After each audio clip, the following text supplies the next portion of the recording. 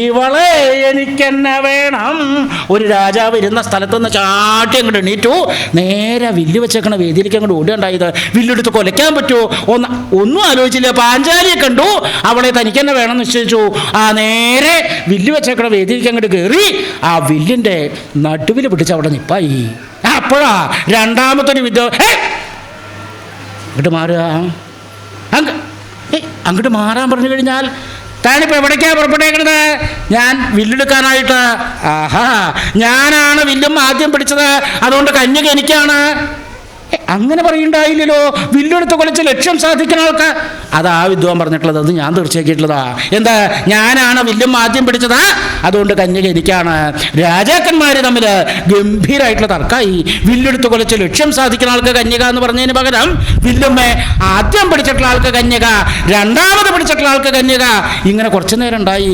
കുറച്ച് കഴിഞ്ഞപ്പോഴേക്കും എന്തായി? ഓരോരുത്തരായിട്ട് വില്ലെടുക്കാനായിട്ട് പരിശ്രമിച്ച് അപ്രാപ്തന്മാരായിട്ട് പരാജിതന്മാരായിട്ട് മടങ്ങാൻ തുടങ്ങി. ആരെങ്കിലും ചിലര് പരാജയപ്പെട്ടു, അതല്ല പിന്നെയോ സകല രാജാക്കന്മാരും പരാജയപ്പെട്ടു എന്ന് വേണം പറയാൻ. ചേതി രാജാവ് ശിശുപാലൻ, മഗധ രാജാവ് ജരാസന്ധൻ, ദുര്യോധനൻ, കർണൻ, ശല്യര എന്ന് വേണ്ട പരാജിതന്മാരായിട്ട് മടങ്ങുകയുണ്ടായത്. അങ്ങനെ രാജാക്കന്മാർ മുഴുവൻ പരാജയപ്പെടുത്തി കഴിഞ്ഞപ്പോഴാണ് ചില ബ്രാഹ്മണര് ഇരുന്ന സ്ഥലത്ത് നിന്നിട്ട് പോയി. എന്താ നിരീക്കണത്? കന്യകയുടെ വിവാഹം നടക്കില്ല എന്നുള്ള അവസ്ഥയായിട്ടുണ്ട്. അതിനിപ്പോ ഞാൻ എന്താ വേണ്ടത്? കന്യകയുടെ വിവാഹം ഇപ്പൊ നടന്നില്ലെങ്കിൽ അത് പിന്നെ പ്രാവശ്യത്തേക്ക് മാറ്റിവെക്കും. അങ്ങനെ മാറ്റിവെച്ചു കഴിഞ്ഞാൽ ഒരിക്കൽ കൂടി സദ്യ തരാവും. ബ്രാഹ്മണർക്ക് അത്രയേ ഉള്ളൂ, ചെലുത്താൻ തരാവണം. അങ്ങനെയല്ല. കന്യകയുടെ വിവാഹം നടന്നില്ലെങ്കിൽ അതിന്റെ അപമാനം നമുക്ക് അസ്മാദികൾക്ക് ബ്രാഹ്മണർക്കല്ലേ ഉണ്ടാവുക. നേരം ഈ ഭാഗത്ത് ഒന്നും കണ്ടില്ല കേട്ടോ. ഒരു കാര്യമുണ്ട, ശബ്ദം ഇല്ലാണ്ട് ആയിട്ടുണ്ടോ തോന്നുന്നുണ്ട്. ഒന്ന് ഉത്സാഹിക്കുകയാണെങ്കിൽ നന്നായിരിക്കും. എങ്ങനെയെങ്കിലും ഒന്ന് അവസാനിപ്പിച്ചിട്ട് വേണല്ലോ പോവാത്തട്ടാ ഞാൻ നിൽക്കണത്.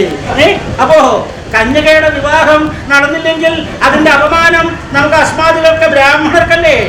ബ്രാഹ്മണർക്ക് എങ്ങനെയാ അപമാനം ഉണ്ടാവുക? രാജകുമാരിയുടെ വിവാഹം നടന്നില്ലെങ്കിൽ അപമാനം മഹാരാജാവിന്. അങ്ങനെയല്ല. കന്യക ദക്ഷിണ തന്ന് നമസ്കരിക്കണ്ടായോ? ദക്ഷിണ നമസ്കാരമൊക്കെ കേമായിട്ടുണ്ടായിട്ടോ. അതെ, അനുഗ്രഹിച്ചോ? അനുഗ്രഹിക്കുകയും ചെയ്തു. കിട്ടിയെന്ന് തന്നെയാ തോന്നണത് കേട്ടോ. അദ്ദേഹം അവിടെ നിന്നുള്ള അനുഗ്രഹം ഉണ്ടെങ്കിൽ മാത്രമേ കാര്യങ്ങൾ വേണ്ട വിധത്തിൽ നടക്കുള്ളൂ. അതെനിക്ക് നിശ്ചയുണ്ട്. അപ്പൊ എന്താ അനുഗ്രഹിക്കണ്ടായത്? ഒട്ടും കഷ്ടിയാക്കിയില്ല. എന്താ അത്? ദീർഘസുമംഗലീ ഭവ. അതിന്റെ അർത്ഥം നിശ്ചയുണ്ടോ? അർത്ഥമൊക്കെ അറിയാം. എന്താ അത്? അനവധി കാലം സുമംഗലിയായിട്ടിരിക്കട്ടെ എന്ന്. നല്ല ഭാഗമായി. എടോ, അനവധി കാലം സുമംഗലിയായിട്ടിരിക്കുന്നത് പോയിട്ട് ഹ്രസ്വകാലം സുമംഗലിയായിട്ടിരിക്കണമെങ്കിൽ വിവാഹം കഴിയണ്ടേ? വിവാഹം കഴിഞ്ഞാലല്ലേ കന്യക സുമംഗലിയാവുള്ളൂ. അത്രയ്ക്ക് ഞാൻ ആലോചിക്കണ്ടായില്ല. ആട്ടെ, അങ്ങനെയാണ് എനിക്ക് ഗ്രഹിച്ചത്. ഞാൻ കുറച്ചും കൂടി ഗേമായിട്ടാ. എന്താ അത്? വീരപ്രസൂഭവ. അതിൻ്റെ അർത്ഥം എന്താ? വീരന്മാരായിട്ട് നിരവധി പുത്രന്മാരുണ്ടാവട്ടെ എന്ന്. ആദ്യത്തേക്ക് അപകടമായിട്ടുള്ളതാ. വീരന്മാരായിട്ടുള്ള നിരവധി പുത്രന്മാർ പോയിട്ട് വഷളനായിട്ട് ഒരുത്തുണ്ടാവണമെങ്കിൽ വിവാഹം കഴിയണ്ടേ? അത്രയ്ക്ക് ഞാനും ആലോചിച്ചില്ല. അപ്പോൾ നമ്മുടെ അനുഗ്രഹം ഫലിക്കണം എന്നുണ്ടെങ്കിൽ കന്യകയുടെ വിവാഹം കഴിയണം. രാജാക്കന്മാരൊക്കെ പരാജയപ്പെട്ട സ്ഥിതിക്ക് ഇനി നമ്മുടെ ഇടയിൽ, അസ്മാദികളുടെ ഇടയിൽ, ബ്രാഹ്മണരുടെ ഇടയിൽ വില്ലെടുക്കാൻ പറ്റിയവരാരെങ്കിലും ഉണ്ടോ നോക്കുക. ഒരു കാര്യം ചെയ്യുക, ഈ ഭാഗം അങ്ങ് നോക്കിക്കോളൂ. ഇവിടെ ഞാനാവാം. ബ്രാഹ്മണർ കേമായിട്ട് അവരുടെ ഇടയിൽ ആരെങ്കിലും ഉണ്ടോ നോക്കി പുറപ്പെട്ടു.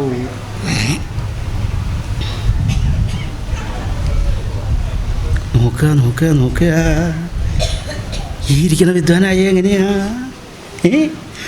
തിരക്കടൊന്നുമില്ല കേട്ടോ. നാണ അവര് കഴിഞ്ഞു അതിന്. നിനക്കെങ്ങനെയാ വില്ലെടുത്ത് കൊലച്ച് ലക്ഷ്യം സാധിച്ച് കന്യകയെ തരാക്കാൻ പറ്റുമോ? നല്ല ഭാഗമായി. ആരോടാണോ? ഈ വിദ്വാനോടാ ചോദിക്കണത്. ഇദ്ദേഹത്തിന് വിവാഹപ്രായമൊന്നും ആയിട്ടില്ല, നന്ന ചെറുപ്പാണ്. ഈ വിദ്വാനം കൊണ്ട് വില്ലെടുക്കാൻ പുറപ്പെട്ട അവിടെ ചെന്ന് കന്യകയെ കാണുമ്പോഴാവും അമ്മയെക്കുറിച്ച് ഓർമ്മ വരിക. കന്യകയെ കണ്ടു കഴിഞ്ഞാൽ അമ്മയെ കാണണോ എന്ന് പറഞ്ഞാൽ ഓടിക്കാൻ തുടങ്ങിക്കഴിഞ്ഞാൽ കാര്യമൊക്കെ അപകടമാവില്ലേ?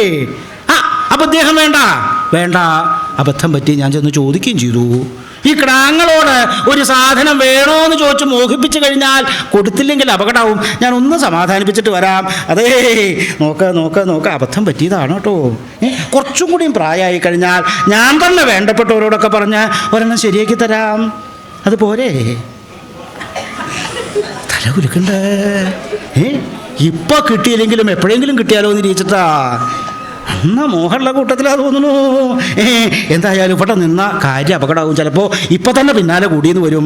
ഒരെണ്ണം ശരിയാക്കി കൊടുക്കാൻ പറഞ്ഞിട്ട് വരിക പോവാ. ബ്രാഹ്മണർ അവിടെ നിന്ന് പുറപ്പെട്ടു.